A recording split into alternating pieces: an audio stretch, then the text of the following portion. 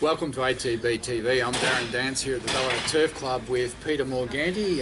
We're indoors today, Pete, because it's absolutely freezing outside after the races and blowing a gale, and I don't know if it'll be 6 degrees with a wind chill of -10, but that wind, boy oh boy is it cold. The wind was piercing. I was out here for race 1. Living in Ballarat, advantage. I ducked home for 2 hours before coming back out for race 8, but yeah, cold, very cold. Yeah, well, a couple of seconds today, but we'll get to that in a sec. And where do we go back to, Pete? What I will do, because we missed just last week with My Shiny Choice, we got a bit carried away with Carraghan Air, and we actually forgot to cover his run, which was first up after 12 months, and it was a really good run for 4th. It was a good run. He'd been off the scene for 18 months with an injury, and took a long time to get him back.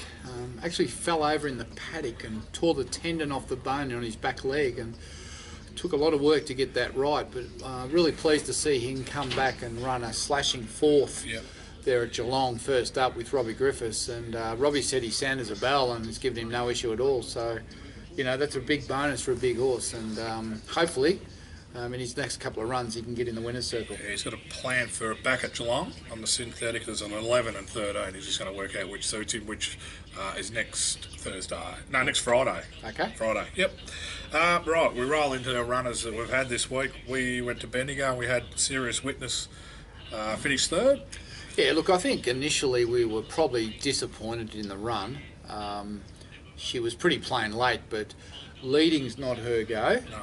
And she needed to get out wider in the straight than where she ended up. And I felt that, and Archie agreed, we need to get those that hood off with the earmuffs, get them off, because she's not hearing the horses. So the hood comes off. There's no way known she'll lead next start, and hopefully, you know, she can find that elusive win. She got nabbed late for 3rd when she wandered into the worst part of the track, and I think the winner's fairly smart too of Kent. So you know. We're never going to be the winner. We're never going to be the winner. So, yeah, let's hope all that works for her next start. Saturday, we had a winner. She's Our Star. The real She's Our Star. It was an outstanding win. She won by a few lengths, and it was a dominant display. Yep. Look, we've known for a few weeks, or even the last couple of runs, we've talked about the fact that she's not a 1,200-metre horse at this stage of her career. Not the way she was racing, and dropping her back to the 1,050, you know, she was able just to sit off the speed and dominate. Crossover noseband's done a great job. It's worked. I spoke to Tony Gollan today. She's pulled up really well after that win. That's her 2nd city win as a 2-year-old, and she's stakes placed. So she'll go around in 3 weeks over 1,100, and you know she's just learning her craft, and we're going to have a lot of fun with her over the next 2 years. A lot of merit in the continuity of a jockey on a horse like her. They get to understand her, and obviously Jimmy Byrne did a really good job on it. Well, he's one of the best up there, isn't he? Yep. So well done to the whole team. It's good. I know they're all excited, and you know it's a great little model up there. I love racing in Brisbane. Don't have to float them too far. No. There's no big float bills that we cop down here all the time, and you know it's a very good package to race those horses up there. And at this time of year, if you want to get up there for a weekend and watch your horse run. I couldn't think of a better place to go right at the moment, apart from maybe Darwin's the other place. But no, love racing up in Brisbane. I hope to get to a next run. The other side of the coin is Abasso same day finished last at Belmont, and yeah, it's probably the end of his racing days. Yeah, he's been retired. He hasn't come up this prep at all, so spoke to the trainer, and yeah, the owners and myself, we've made the decision that we're retiring. Yep. And he's been a great horse. I think he's won over 350,000, and you know he started off with Waller and did a great job with him in Sydney, and then he brought him down to Melbourne and he won a couple, and then he sort of lost interest, and he's gone over to Perth. A lot of the owners are from Perth and they wanted to have a go over there, but yeah, he just hasn't come up, so he's been retired, and you know, he's just been a great animal. He's a beautiful looking horse, and I'm sure he'll enjoy his retirement. Yep, for sure. Pakenham we had 3 runners on the Sunday. One was Pakenham, and that was it was hard watching Rocket Cod the way he ran in that race.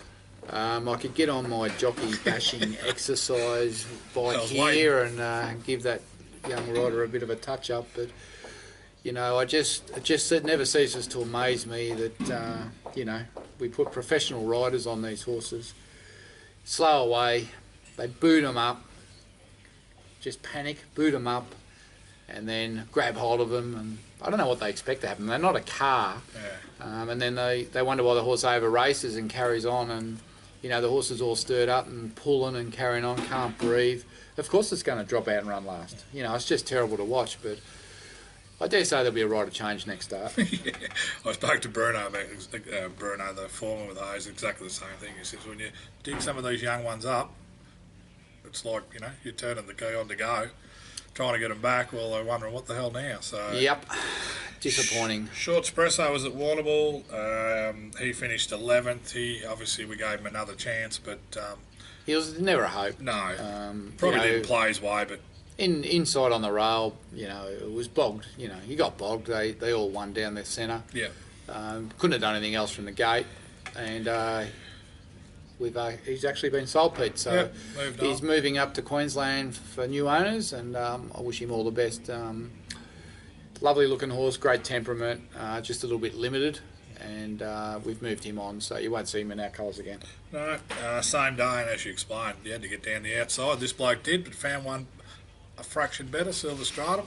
Great run, pretty good ride actually. Just from the gate, it was unusual when you drew wide there that you just couldn't get cover. Yeah, normally you just get cover 3 wide, you know, 3 pairs back, but Johnny just couldn't get any cover on him anywhere, and he was exposed, and he was just a little bit keen. Yeah. And as a result of that, he was just a bit vulnerable late, and you know he ran second, you know, to a pretty handy horse. Horse got the card up on his back too. Yeah, and just come off his back and ran away with it. Which I think if you swap the runs, you swap the results. Yeah. But he'll probably go back there in a couple of weeks, and I think he's ready to win. That was Saturday. That was Sunday. Then Monday at Echuca, we had 2 horses running. Sovereign Wealth, 6th over a mile. Yeah, we went to Echuca on Monday with no real expectations. Sovereign Wealth was no blinkers and get back run on type style, and wasn't going to be suited there. So look, she done a fair job to run 6th, and when the blinkers go on, that'll be her day.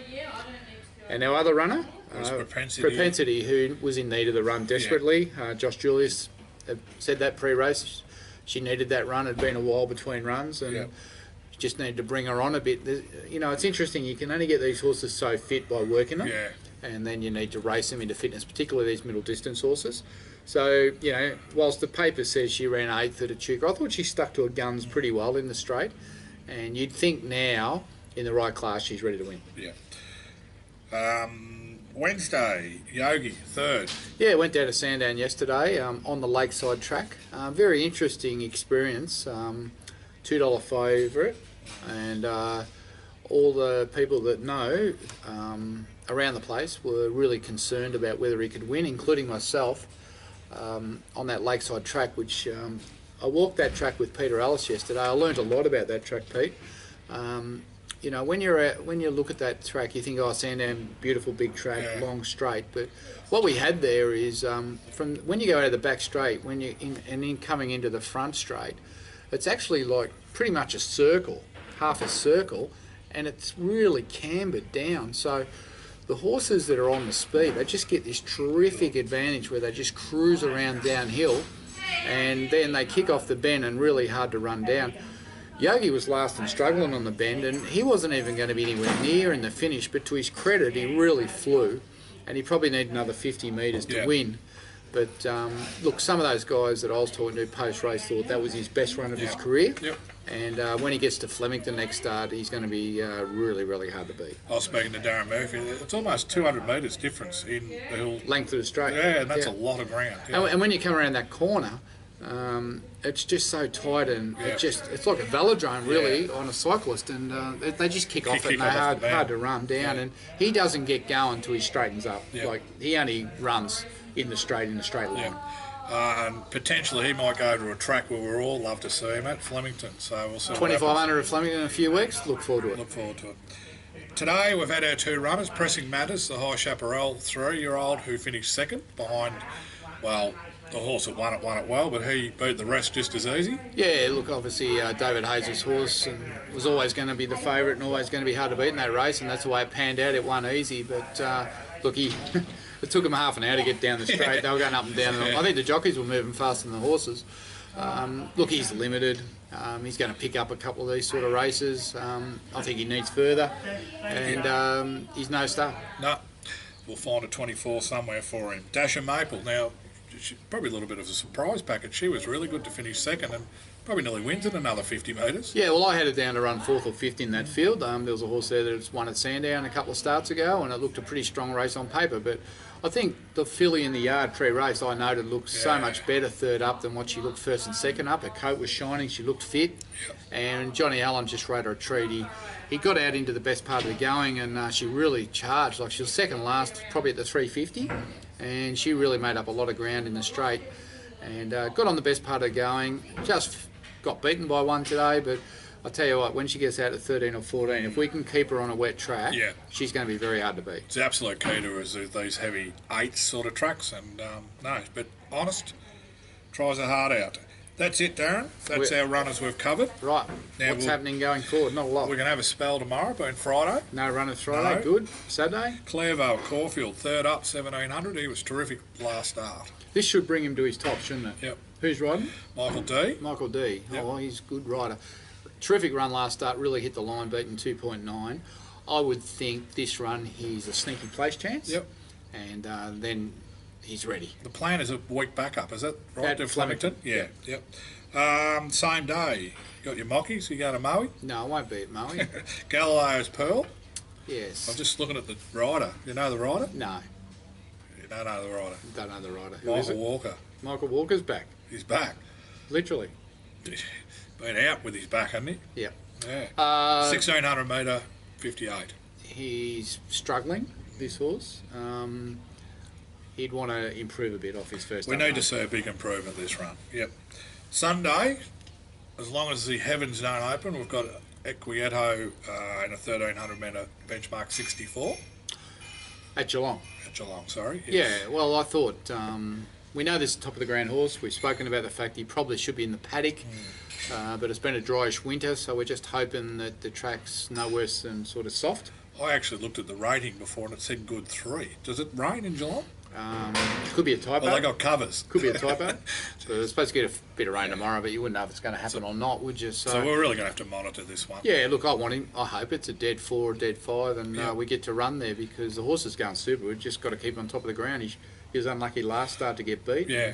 He'd be a fair chance in that race. Yep, for sure. Monday, we've potentially got 3 that all could line up in the same race. He's out riding Mildura. Mildura. There's Sarplane who'll kick off his prep after being gelded. Well, he'll need the run. Yep, and we've got Ready Cash, who after her first up run at Matoa, where she only beat a few home, but she was strong late. She goes out from 12 to 1300. Be much better suited to that track where she can run on, as opposed to Matoa, which is the latest track. So I would think, without looking at the form, 100%, I think she's going to weigh in. What, top 5 chance? Yeah, she's going to weigh in. And so Michelle's idea was dropping blinkers on and dropping Sovereign Wealth back in trip. Yep. 1300 suits better. Yeah. She gets a chance to win her maiden. Well, she's got the fitness. Blinkers on, and should be strong to the line. I don't know who's riding her. No, I don't. Michael D obviously did it at Chuka, but I don't think he gets sort of to Mildura. So I'm not sure who's riding her because she's still out. Yeah. Anyway, she's probably the best of the 3 on the day. Yep. No, I don't know much more. Carraganair was nominated for Geelong Tuesday. Yeah, but I think David's was the week after. Right, no problem. But he's nominated, so obviously we'll know more there tomorrow. Sale will probably have nothing there. Right. And then Seismos will have his final race for us. I think it's the 20th. So Seismos has his final run for ATB in Vichy on the 20th. And then, he'll either be sold or retired. And look, we've had him for a long time, and he came out and ran 9th in the Melbourne Cup, and he's won a stakes race in the UK. Yeah. And, he gave a lot of people a lot of pleasure for a long time, and it'll be good to retire him sound. And hopefully he's a star in Germany, In Germany, he's not quite like Black Caviar in Australia or Maccabi Diva, but a lot of people love that horse, and apparently they're always 4 or 5 deep around his stall. Righto, they would have folled his exploits. So he'll get a good home. Yep, excellent. I don't know, obviously we're getting into next week's ATB-TV. We get to the penultimate week of racing for us, and we're 45 winners, Darren. Well, we're getting to the end of July. We're not going to need a lot to go right to get to 50. I doubt we'll get there.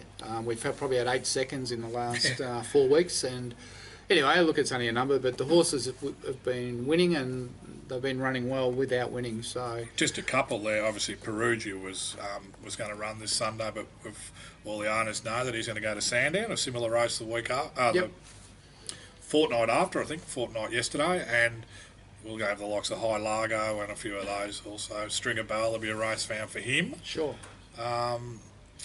We've probably got a dozen or 15 runners still to go around, so unlikely, I'd say, Pete. Let's hope we can find a couple of winners amongst them. All right, well, that's about all we've got. We did have the women's racing at Kyneton last Sunday. We had a day out there and had a look at all the horses. Master Craftsman goes into Michelle Payne's tomorrow. I'll take her across. Yep. Had a great day with the girls and a lot of fun, and they all cheered Silver Stratum home in the last, but we just couldn't quite get there. That's what happened. There was too many on his back. Too much weight there. But think Babe and a couple back into the stables at Weary's. Moving a lot around, and look, we were blessed today, Peter, to have the company of John Sabo here. He actually seen his horse run, Darren. He actually got here on time. He's had a bet each way. We've tipped him the winner in the last. Yeah. A horse called Brian, Jared McLean trains. He's had 50 on it at $5. Yeah. And no slings. Couldn't buy us a beer or a coffee, could he? That's why you're copping it, Johnny. You missed the race I at Hamilton. I couldn't believe he just got his money and just bolted. It's almost like he didn't even acknowledge that we tipped it. Like we weren't here. But he's a good man. He loves his racing, so it's a pleasure to spend some time. A couple of owners with here, John and Bev Skidmore. Oh, Bev Skidmore. Yeah. She might have been sick today. Why is that? She might have been sick. Oh. Maybe she wasn't at the races. No, she took time off. Annual leave? Yes, Oh, she said. I thought I might have dobbed her in. No, she said all my horses are midweek. I'm using up my annual leave. So there you go. That's a passionate supporter. We had Dino here with Pressing Matters earlier in the day as well. And Chantal Giroux stayed in. Yes. There you go, Neville. I know who the good judge is down there at Bungan. Neville bailed out at Bungan Street, and Chantal stayed in. She's smarter than a lot of them. Great work, Chantal. Well, until next week, we've got to get out of here. I'm Darren Dance here with Peter Morganti. I need to find a heater. Bye. Going to the lead now is She's Our Star. It's dashed clear about 3 lengths in front. Coming home is Thoroughbred Bloodstock with Fingers Rose on the outside, but it's all She's Our Star. Golden and Burn again. She's Our Star by 3 lengths with Thoroughbred Bloodstock.